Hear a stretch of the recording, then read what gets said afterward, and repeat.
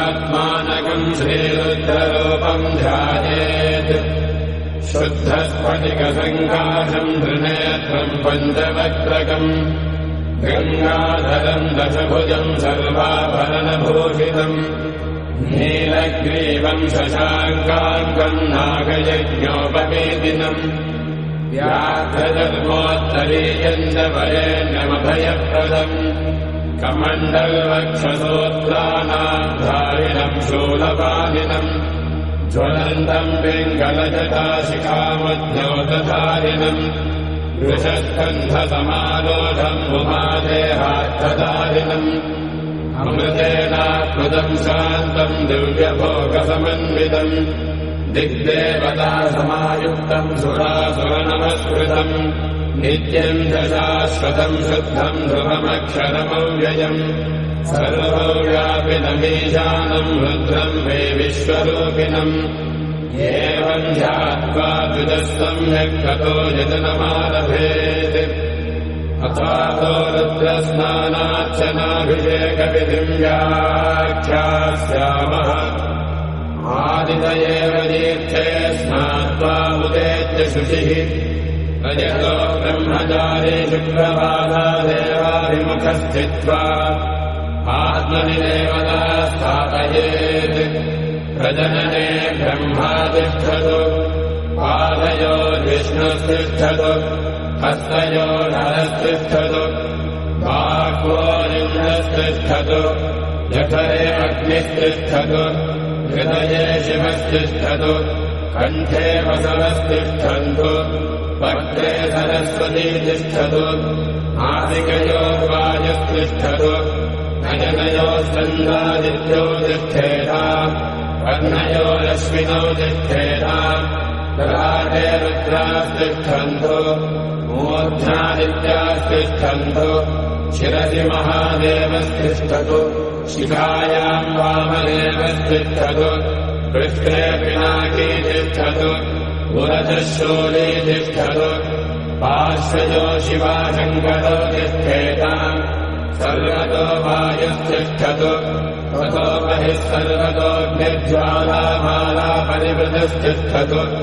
सर्वे शृङ्गेषु सर्वा देवता यथास्थानम् तिष्ठन्तु मागुम् रक्षन्तु ॐ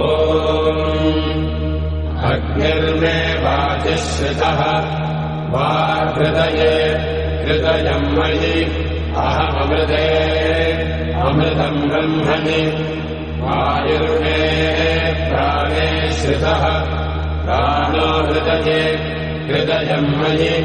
अहममृते अमृतम् ब्रह्मणि सूर्यो मे चक्षुषि श्रितः चक्षुर्हृदये हृदयम् मयि अहममृते अमृतम् ब्रह्मणि चन्द्रमा मे मनसि श्रितः मनो हृदये हृदयम् मयि अहममृते अमृतम् ब्रह्मणि दिशो मे श्रोत्रे श्रिताः श्रोत्रगुम् हृदये हृदयम् मयि अहममृते अमृतम् ब्रह्मणि आहो मे रेतसि श्रिताः रेतो हृदये हृदयम् मयि अहममृते अमृतम् ब्रह्मणि पृथिवी मे शरीरे श्रिताः शरीरगुम् हृदये हृदयम् मयि अहममृते अमृतम् ब्रह्मणि ओषधिवनस्पतयो मे लोमसु श्रिताः लोमानि हृदये हृदयम् मयि अहममृते अमृतम् ब्रह्मणि इन्द्रो मे मणे श्रितः बलगुम् हृदये हृदयम् मयि अहममृते अमृतम् ब्रह्मणि पर्जन्यो मे मूर्ध्नि श्रितः मूर्धा हृदये हृदयम् मयि अहममृते अमृतम् ब्रह्मणि ईशानो मे मन्यो श्रितः मन्यर्हृदये हृदयम् मयि अहममृते अमृतम् ब्रह्मणि आत्मानमात्मनि श्रितः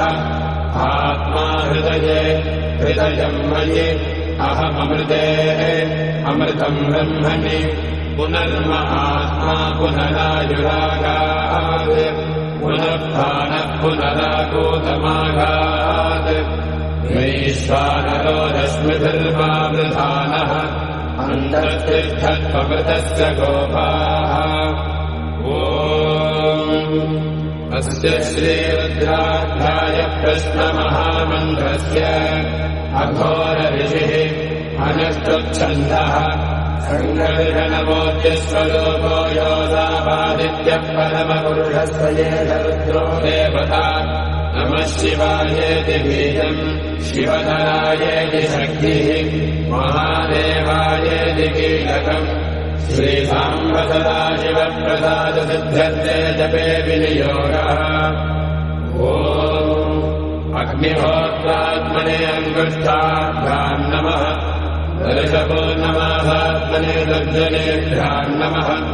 चातुर्मास्यात्मने मध्यमाभ्याम् नमः निरोधमशुबन्धात्मने अनामिकाभ्याम् नमः ज्योतिष्ठोमात्मने कनिष्ठिकाभ्याम् नमः सर्वकृत्वात्मने करतलकरपृष्ठाभ्याम् नमः अग्निहोत्रात्मने हृदयाय नमः दर्शपूर्णमासात्मने शिरसे स्वाहा चातुर्मास्यात्मने शिखायै वषट् निरोधपशुबन्धात्मने कवचाय हुम् ज्योतिष्ठोमात्मने नेत्रत्रयाय भूषट् सर्वकृत्वात्मने अस्त्राय फट् भोग्भवस्सुवरो विशितिबन्धः ध्यानम्